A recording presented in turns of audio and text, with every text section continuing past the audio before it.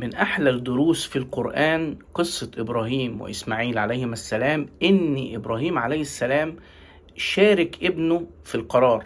يعني لما شاف الرؤية إنه هيذبحه، خلاص القرار اتاخد، لكن ما راحش لإسماعيل قال له أنا شفت رؤية وهذبحك خلاص. قال له لأ، يا بني إني أرى في المنام أني أذبحك فانظر ماذا ترى.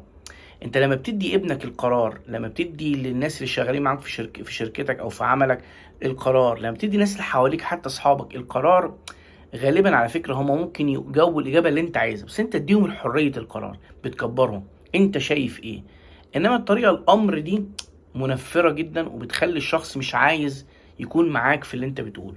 فكان رد اسماعيل عليه السلام: يا ابا تفعل ما تؤمر ستجدني ان شاء الله من الصابرين. واعتقد ان دي حاجه طبيعه بشريه، ان انت لما بتديله القرار غالبا بيحس باريحيه وبيعمل الصح، لكن لو انت ارغمته غالبا بيعندك وبيعمل الغلط.